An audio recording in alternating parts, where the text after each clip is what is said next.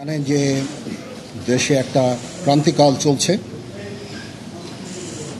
আমি সমস্ত রাজনৈতিক দলের নেতৃবৃন্দকে এখানে আমন্ত্রণ করেছিলাম, ওনারা এখানে এসেছেন। আমরা একটা সুন্দর আলোচনা করেছি।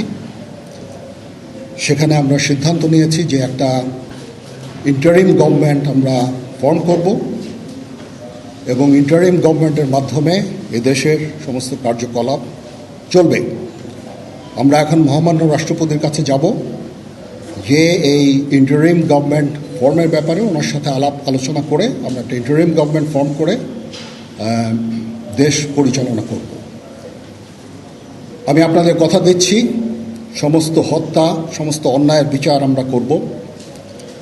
আপনারা সেনাবাহিনীর প্রতি আস্থা রাখেন, সশস্ত্র বাহিনীর প্রতি আস্থা রাখেন।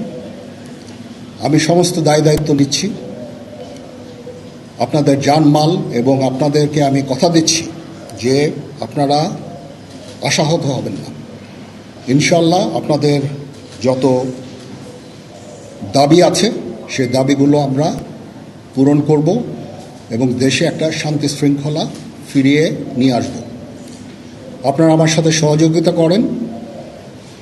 দয়া করে আর এই ভাঙচুর, হত্যা, মারামারি, সংঘর্ষ এগুলো থেকে বিরত হন। আমি নিশ্চিত যে আপনারা যদি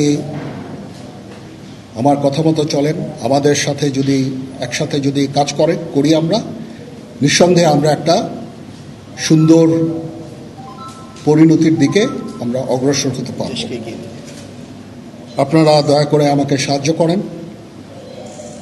মারামারি করে এই সংঘাতের মাধ্যমে আমরা আর কিছু অ্যাচিভ করতে পারবো না, আর কিছু আমরা পাবো না।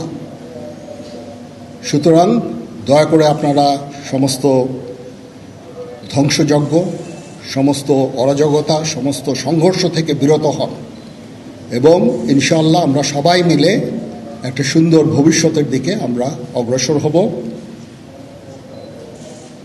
প্রতিটা হত্যার বিচার করা হবে, প্রতিটা অন্যায়ের বিচার হবে।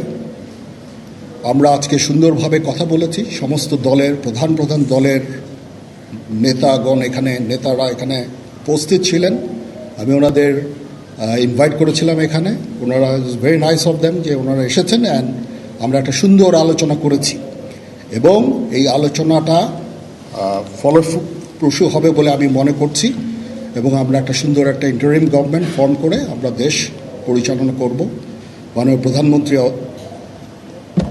পদত্যাগ করেছেন এবং এখন একটা ইন্টারিম গভর্নমেন্ট ফর্ম করে আমরা আমাদের কার্যক্রম পরিচালনা করব।